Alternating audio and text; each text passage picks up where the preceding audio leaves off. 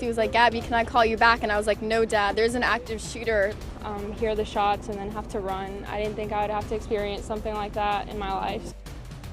2 people are dead after a shooting on the campus of UNC Charlotte on the final day of class. The video you're seeing right now is of the person that police say is behind all of this. We have live team coverage in Charlotte tonight on the ground. We have Brianna Connor, we have Steve King. Steve, you talked with students who made it through all of this, but we want to start with Brianna.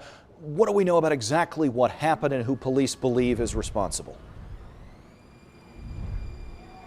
Kenny, right now I'm at an apartment complex where police believe the alleged shooter may have lived. We're out in force here earlier, taking a look and collecting evidence. Right now there's just a couple people left in tactical gear over my right shoulder, down by the headlights of that vehicle. But here's what we know about this secondary investigation scene. It may provide evidence to help authorities understand how this deadly shooting happened. Now, what we know about what happened on campus earlier today. UNC Charlotte police tell us that gunshots went off around 4:40 this afternoon. With just the push of a button, they were able to send out a warning asking students to run, hide, or fight.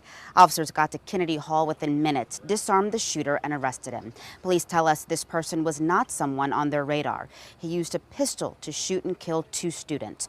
Right now, 4 other people are hurt. They're doing the shooting and they're being treated at the hospital. 3 of them are in critical condition. 1 is expected to be okay. The university's police chief says this is a situation they trained for, and unfortunately, that training had to kick in today.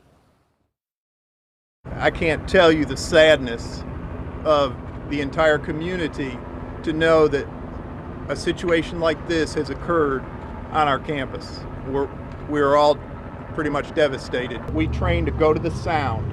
So those officers were moving toward whatever they heard. I didn't talk to them, and I'm not saying they heard anything. I'm just saying they're trained to do that, and that's training that we engage in twice a year, and as you can see, it's important to do. Our officers' actions definitely save lives. There's no doubt about that. Right now, the UNCC campus is still on lockdown. Officers are going through each building, each room to clear it and make sure everything is safe for students. Some are being allowed back on campus, but still, that is the scene of the primary investigation. And that's where we find our Steve King. Steve, I understand you talked to some students today. Tell us more about what they've said they've had to go through.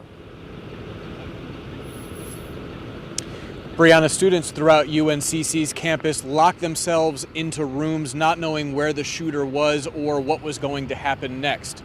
Now, according to the university's website, a lockdown is still in place on campus, but officers have been going building to building, telling different sets of students and faculty that they are safe to leave. Now, some students say they received an emergency notification on their computer that there was an active shooter on campus. Tabitha Wood, a graduate student, says she gathered as many people as she could and brought them to an office in the history building to lock themselves inside and hide. She says while on lockdown, she called her parents and grandparents. In case something happened, I wanted them to know how much I love them. And it just kills me because some kids aren't going to get to tell their parents that again. And I just can't believe that this is happening to those families. And students say that their thoughts and prayers are with anybody killed or injured in today's shooting. As you can see, nobody is still allowed to enter the campus as police continue to go to building, trying to tell everybody that they are now safe to leave. But until they are done clearing all those buildings, the lockdown is still technically in place. It's unclear how long this process is going to take. Brianna, let's send it back to you. A number of elected officials are heading to Charlotte tonight. We've been told that the governor, Roy Cooper, is here at this hour. He released a statement on Twitter a few minutes ago. I'm going to read it in its entirety.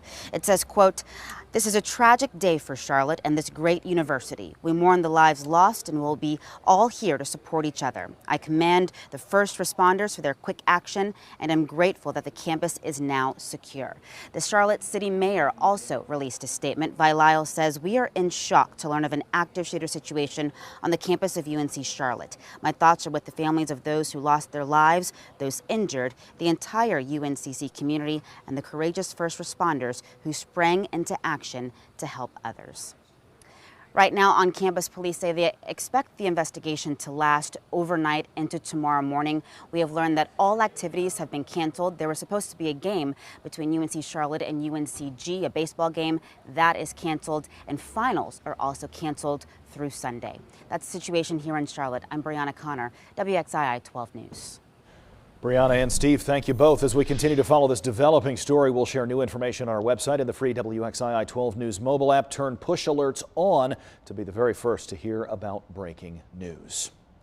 This statement just in from the North Carolina Association of Educators, which is planning that huge rally tomorrow at the state capitol in Raleigh. It reads in part, North Carolina's educators mourn the senseless loss of life and act of violence this evening at UNC Charlotte. This incident is yet another example of the need for our decision makers to take action to prevent dangerous weapons from reaching the hands of dangerous people. It goes on to say tomorrow's program in Raleigh will acknowledge and pay tribute to those who lost their lives and recover from their injuries.